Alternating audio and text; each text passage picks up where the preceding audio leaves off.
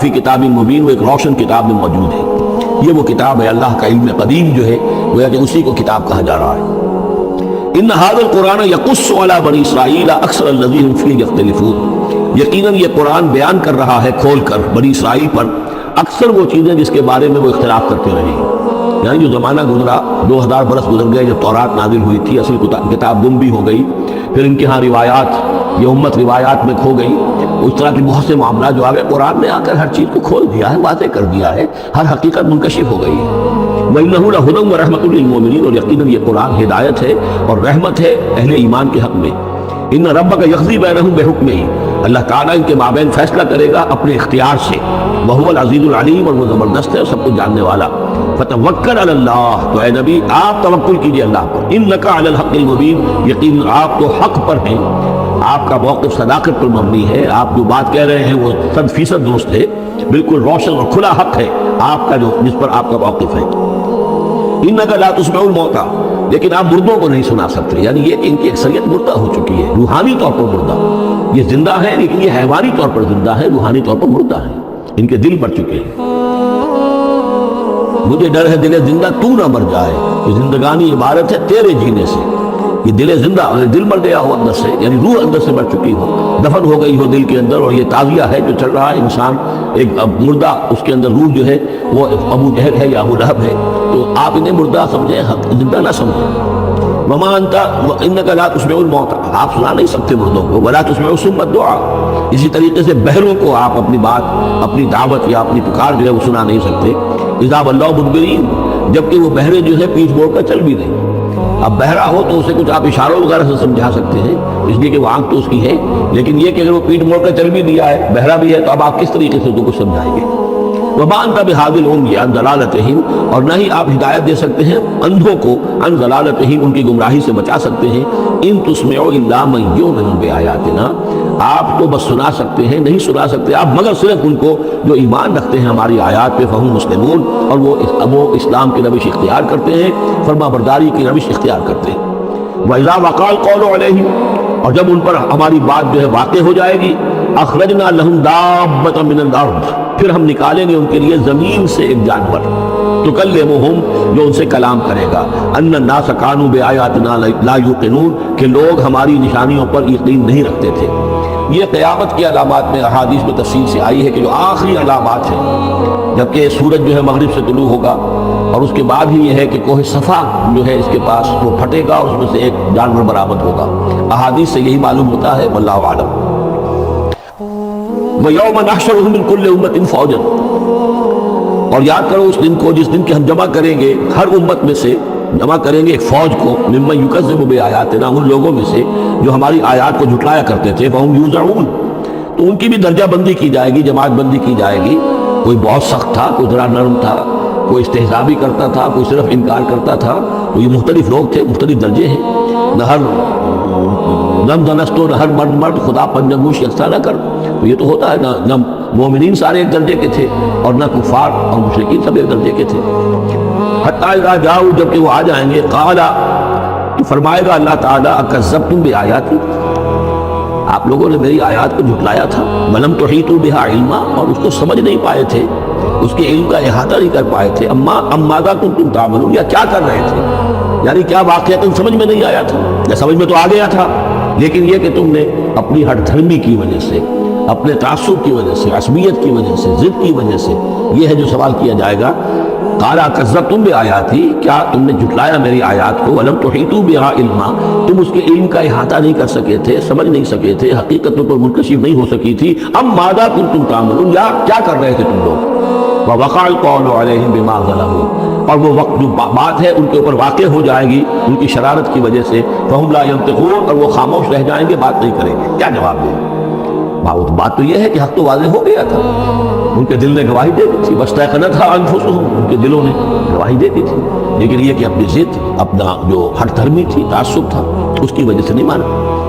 الم یروا انا جعلنا اللیل لیسکنوا فیہ، کیا یہ دیکھتے نہیں کہ ہم نے بنایا ہے رات کو کہ اس میں سکون حاصل کریں، چین حاصل کریں، آرام کریں،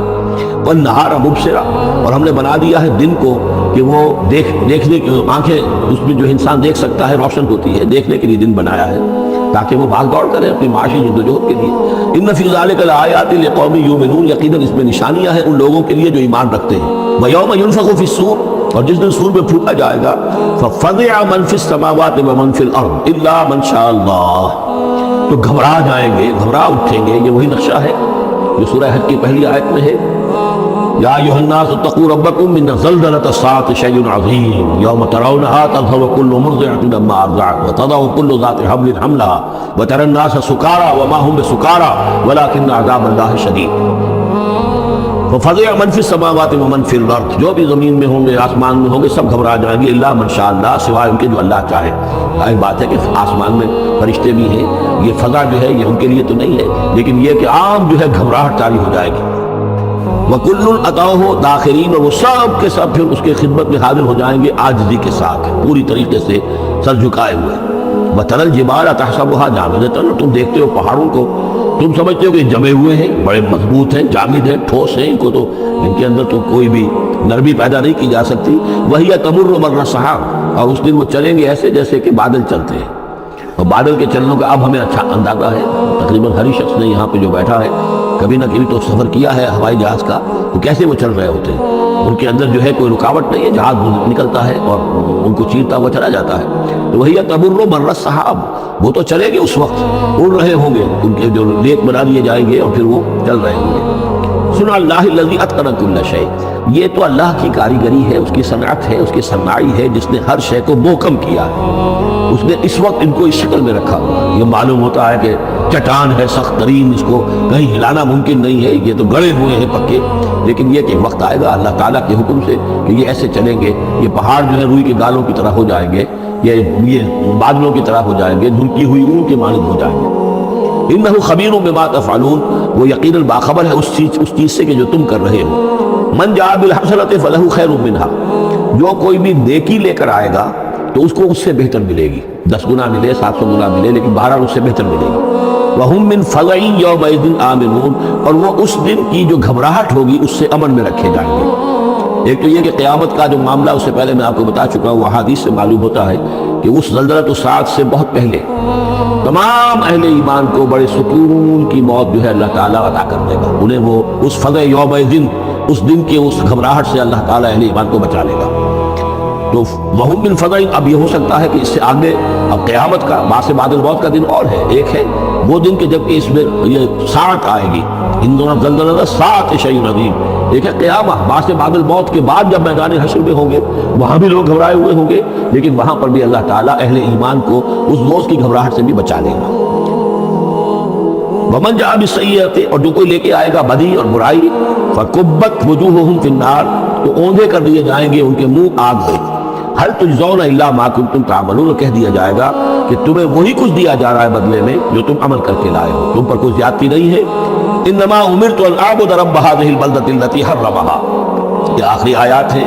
کہ گویا کہ کہا جا رہا ہے نبی آپ یہ اعلان کر دیجئے، شروع میں لفظ قل نہیں ہے لیکن یہ کہ مراد یہی ہے نبی ڈنکے کی چوٹ کہہ دیجئے، انما امرت ان اعبد رب هذه البلدة التي حرمها، دیکھو میں تو مجھے حکم ہوا ہے کہ میں بندگی اور پرستش کرتا ہوں اس شہر کے غم کی کہ جس نے اسے محترم قرار دیا ہے۔ یہ بلد الحرام ہے، یہ بیت اللہ اس میں ہے، یہ حرم کی سرزمین ہے، یہ سارا کس نے کیا؟ اللہ نے کیا۔ تو مجھے تو حکم ہوا میں صرف اس کی پرستش کروں، کسی اور کی نہیں، کسی بت کی نہیں، کسی دیوی کی نہیں، کسی دیوتا کی نہیں۔ انما امرت، مجھے حکم ہوا ان اعبد رب هذه البلدة الذي حرمها وله كل شيء، اور اسی کے اختیار میں ہر شے ہے۔ وامرت ان اكون من المسلمین، مجھے حکم ہوا کہ میں اس کے فرما بردار بندوں میں شامل ہو جاؤں۔ وان اتلو القرآن، اور مجھے تیسرا حکم یہ ملا ہے کہ میں قرآن پڑھتا رہوں، پڑھ پڑھ کے سناتا رہوں، میں یہ کام کرتا رہوں گا۔ میرا حکم، مجھے حکم ملا ہے میں اس کی تبلیغ کرتا رہوں۔ یا ایھا الرسول بلغ ما انزل الیک من ربک وان لم تفعل فما بلغت رسالتہ، اے نبی پہنچا دو جو کچھ بھی نازل کیا گیا ہے آپ پر آپ کے رب کی طرف سے، اور اگر بالفرض آپ نے ایسا نہ کیا تو یہ گویا کہ رسالت کے فرائض کی ادائیگی میں کوتاہی شمار ہوگی۔ ان اتلو القرآن، میرا کام ہے قرآن پڑھ کے تمہیں سنا دینا۔ فمن اہتدی فانما یہتدی لنفسہ، جو کوئی ہدایت پہ آ جائے گا تو وہ ہدایت پائے گا اپنے بھلے کے لیے، وہ جنت میں جائے گا، اس کے لیے آرام ہے، روح و ریحان و جنت نعیم، اس کے لیے جنات نعیم ہے، جنات الفردوس ہے۔ فانما یہتدی لنفسہ ومن ضل،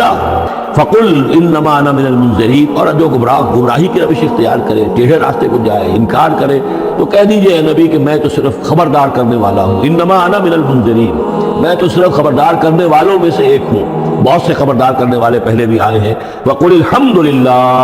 اور کہہ دیجئے بالآخر، جیسے ہوتا ہے آخر دعوانا ان الحمدللہ رب العالمین، اسی انداز میں اس سورہ مبارکہ کا اختتام ہو رہا ہے۔ وقل الحمدللہ، اور کہہ دیجئے کہ کل حمد کل شکر اللہ کے لیے ہے۔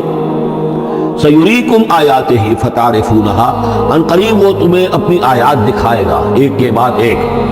پھر تم پہچان لوگے اس کو۔ وما ربک بغافل عما تعملون، اور آپ کا رب غافل نہیں ہے ان چیزوں سے کہ جو یہ کر رہے ہیں۔